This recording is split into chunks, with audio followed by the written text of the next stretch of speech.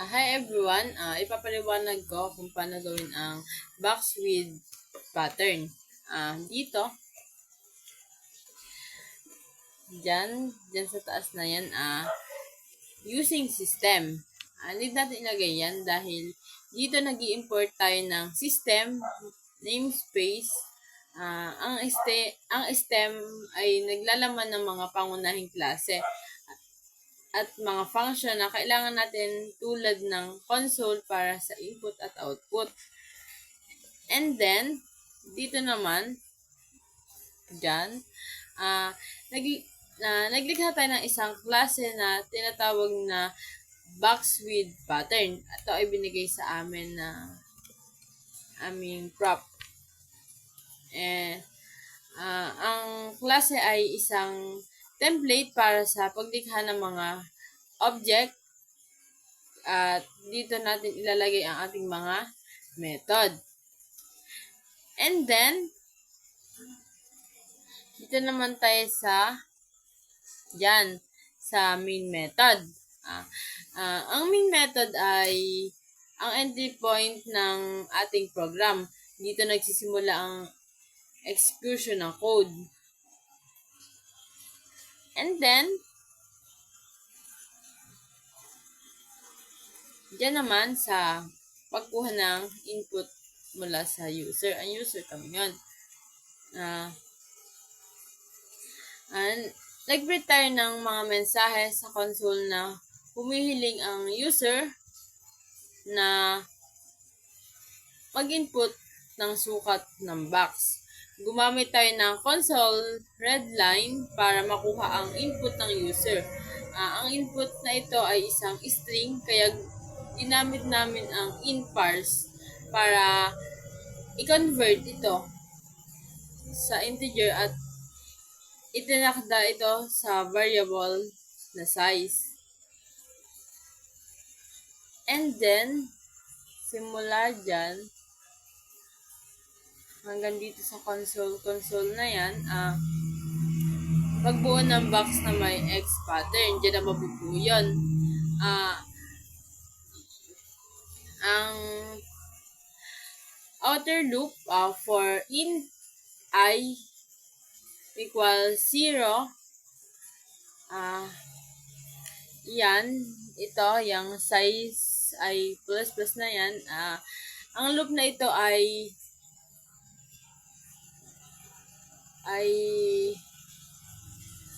nag-i-iterate mula sa 0 hanggang size 1.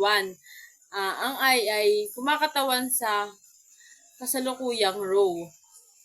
And then, dito naman, dyan, sa inner loop, ang loop na ito ay nag-i-iterate mula sa 0, size 1 din. Ang J ay kumakatawan sa kasalukuyang column. And then, condition, if statement, sa loob ng inner loop, mayroong condition na nag-check kung ang kasalukuyang position ng I at J ay nasa alinman sa mga sumusunod. And then, dito, dyan sa mahabang yan, dito, ang I, yan, equals 0, kung ito ay nasa unang row, and then, sumunod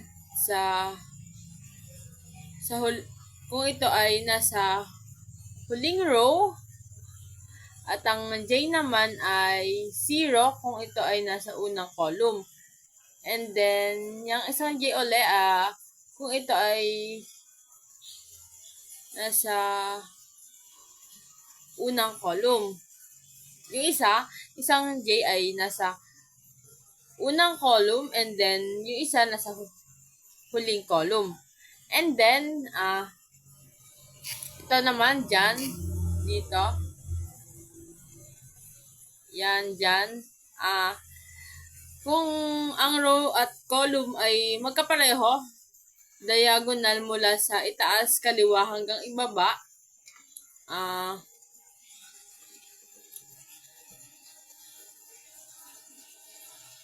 ibaba ng kanan.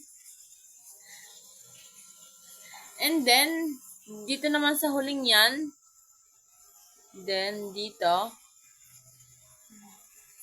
yan dyan naman, kung ang row ay column at ang column ay nagdadala ng huling column sa diagonal sa itaas at kanan, sa ibaba at kaliwa. And then, sa output naman, yan, kung ang alinman sa mga condition ay totoo, nag-print tayo ng mga asterisk. Kung hindi, nag-print tayo ng mga spaces. Ang pag-print ng bagong linya, pagkatapos ng inner loop, nag-print tayo ng bagong linya na yan, na console right line upang lumipat sa susunod na row. And then, yan, pagsasara ng program. Ang program ay magpapatuloy hanggang matapos ang lahat ng row at columns. At ang huli ay makikita ng user ang box na may X pattern. And then, pagkatapos naman nating ayusin o i-coding, ay titingnan naman natin kung may mali ba para maayos natin, i-run natin. Yan. Parang wala naman. Yan, okay naman siya. Wala naman siyang naging error. Thank you.